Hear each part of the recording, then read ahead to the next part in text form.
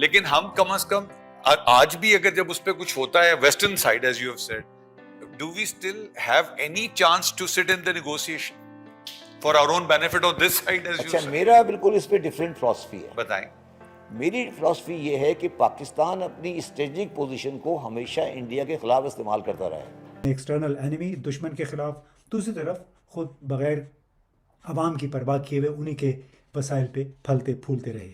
اور آج یہ حال کہ محض $2 ارب قرضے کی واپسی کے لیے پاکستان کے وزیر اعظم نے چینی صدر کو خط لکھا. کب ان کے الیکشنز کمپلیٹ ہوں اور ان کی کیبنٹ بن جائے تو پھر ہو سکتا ہے کہ کوئی بیک ڈور ڈپلومیسی چلے یا کوئی اور بات کی جائے, لیکن بہرحال بھارت سے بات کرنا پاکستان چاہتا ہے اور پاکستان کی مجبوری بھی ہے. اگر آئی ایم ایف آپ سے یہ مطالبہ رکھتی ہے کہ آپ انرجی کی پرائزز اور بڑھائیں, تو آپ ایک بزنس لیڈر بھی ہیں, تو یہ جو بزنس کی وائبلٹی ہوگی, ڈوئنگ بزنس, وہ کتنا مشکل ہو جائے گا.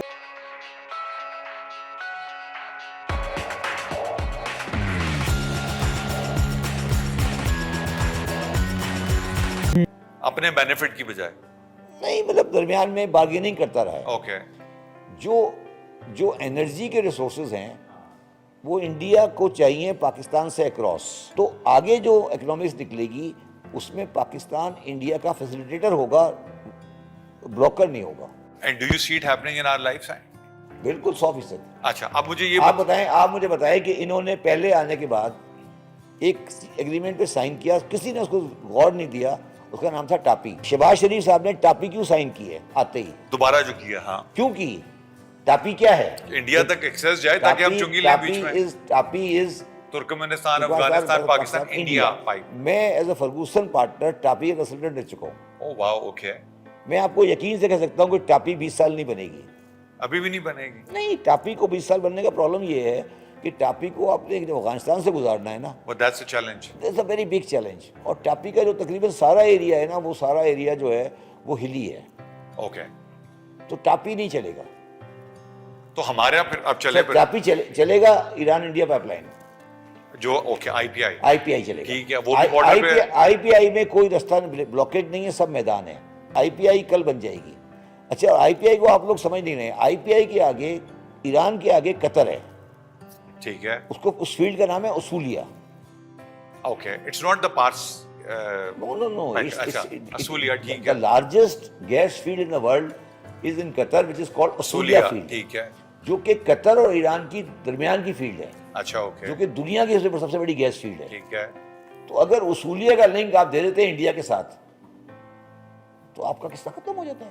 تو آپ کو مجھے یہ بتائیں کہ آپ کو کون سے حکیم نے کہا ہے کہ آپ اس کو نہیں دیں انڈیا کو, اور آپ بلا وجہ کی گولیاں اور چورن بیچتے رہیں, اس بات کا کہ میں لال قلعہ قبضہ کروں گا اور پاکستان کے عوام کو بھوکے مارتے رہیں, یہ کہنا چاہتے ہیں کہ ابھی آپ کی قرضہ ہمارے پاس پڑا ہوا ہے, فی الحال 1 سال کے لیے اس قرضے کی واپسی کو مزید مؤخر کر دے, کیونکہ قرضے کی واپسی ابھی مارچ یعنی اسی مہینے میں ہونی تھی. چین نے وہ درخواست مان بھی لی, یعنی صرف $2 ارب کے لیے. اب غور کریں, جس بھارت کو نیچا دکھانے کے لیے انہوں نے ہر ممکن کوشش کی, اس کے غیر ملکی زر مبادلہ کے ذخائر آج کم از کم $616 ارب ہیں. بھارت اس وقت 5ویں بڑی معیشت ہے دنیا کی. اس کی فی کس آمدنی $2242 تک پہنچ جائے گی اس سال کے آخر تک, جبکہ پاکستان میں ایک ریورس گیئر لگا ہوا ہے. 2021-22 میں فی کس آمدنی پاکستان کی $1613 تھی, اور 2022-23 میں یہ کم ہو کر $1399 رہ گئی. اور اس کی وجوہات آپ کو پتہ ہیں, 2 سال کے دوران جو ہنگامہ آرائی رہی, جس کے باعث معیشت کو بہت دھچکے لگے. ہمارے زر مبادلہ کے ذخائر $8 ارب سے بھی اس وقت کم ہیں, اور پاکستان کا کل جی ڈی پی جو ہے وہ اب کم ہو گیا ہے ٹاٹا کی صرف مارکیٹ ویلیو سے بھی. یعنی بھارت کی ٹاٹا جو کارپوریشن ہے اس کی مارکیٹ کیپٹلائزیشن کوئی $360 ارب پہ پہنچ چکی ہے, جبکہ پاکستان کی جی ڈی پی سال کی وہ اس سے بھی کئی ڈالر کم ہے. اب یہ 2 متضاد سفر رہے ہیں. ایک تھا ترقی کا سفر, علم اور دانش کی بنیاد پہ اور رول آف لا کی بنیاد پہ. دوسرا سفر جو ہے وہ اقتصادی جمود, سیاسی عدم استحکام کا, آج بھی پارلیمان میں آپ دیکھ رہے ہیں دھاندلی کے الزامات سے ہماری اسمبلیاں گونج رہی ہیں، اقتصادی بدحالی کا رویا جا رہا ہے، اور اس کا بنیادی وجہ شاید یہ تھی کہ بھارت کو مل گئے پڑھے لکھے باضمیر عوام کی خدمت پہ مرکوز رہنما، ہمیں شاید زیادہ تر دھندا کرنے والے لوگ مل گئے، وہ لوگ جو کہ اپنے اثاثے بڑھاتے رہے اور دوسروں کے وسائل پہ پلنے کے عادی تھے، پیٹرنیج کے عادی ہیں، چاہے وہ ہمارا جاگیردار ہے، چاہے نواب ہے، چاہے ہمارا سرمایہ کار ہے۔ اور ہم اس وقت جو ہمارے پاس شارٹ فال ہے، اگر ہم میکسیمم $30 بلین پہ ایکسپورٹ کر رہے ہیں، پھر ہم امپورٹ 70 کر رہے ہیں، یہ جو شارٹ فال ہے یہ ہم کیسے پورا کریں گے؟ دیکھیے ہماری ایکسپورٹ 30 بلین کے آس پاس رہی ہیں اور ہماری امپورٹ تو بڑھ کے 80 بلین پہنچ گئی تھی۔ اگر آپ 70 بھی کریں تو بھی 30 اور 70 40 ارب ڈالر کا ہمارے پاس تجارتی خسارہ ہے۔ اس کو آپ پورا کرنے کے لیے آپ کے ریزروز کافی نہیں ہیں، لہذا ہم نے اپنی امپورٹ کو بھی ریسٹرکٹ کرنا ہے، جیسے بیچ میں ہم نے کیا تھا، ایل سیز وغیرہ کھولنے پہ پابندیاں، لگژریز گوڈس پہ پابندیاں، یہ سب ہم نے لگائی تھی، اور اس سے ماشاءاللہ ہمارا کرنٹ اکاؤنٹ اور تجارتی خسارہ دونوں بہتر ہوا، کنٹرول میں آیا۔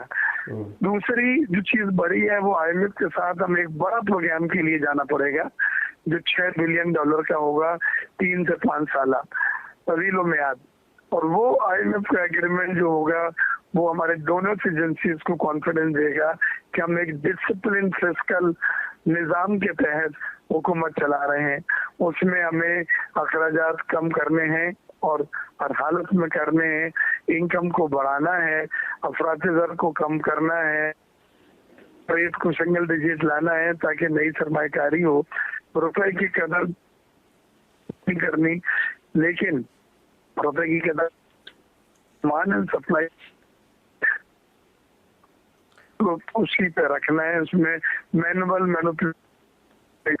وہ ادارے جو خسارے میں چلنے والے حکومتی ادارے ہیں ان کا بھی پرائیویٹائزیشن یا نجکاری جو ہے وہ بہت پرانا ایک امر ہے، جس میں پی آئی اے ہے، ریلوے ہے، اسٹیل مل ہے اور ڈسکوز ہیں، تو یہ سب چیزیں آنے والے وقت میں ایڈریس 1 بائی 1 ہوں گے، کیونکہ اس سے بلیڈنگ ہو رہی ہے اور یہ آپ کا قومی خزانے کو نقصان پہنچا رہا ہے، اور قومی خزانے میں اس وقت جو ڈیٹ ہمارا بڑھ گیا ہے وہ آل ٹائم ہائی ہے، ہمارے جتنے ریونیو آتے ہیں وہ زیادہ تر قرضوں کی ادائیگی۔ بھارت کی مجبوری چاہے نہ ہو لیکن پاکستان کی ہے، اور میرا خیال ہے اگر ہم اپنے پڑوسیوں کے ساتھ مجبوری میں ہی صحیح بات چیت کریں، اپنے تعلقات کو اچھا رکھیں، اپنے ٹرمز کو بہتر بنائیں، چاہے وہ ایران ہو، افغانستان ہو، چائنا ہو یا بھارت، تو میرے خیال ہے یہ ایک اچھی ہی بات ہے، چاہے مجبوری میں صحیح لیکن لوگ مل جل کر رہیں اور ایک دوسرے کے لیے برا نہ بولیں اور نہ سوچیں۔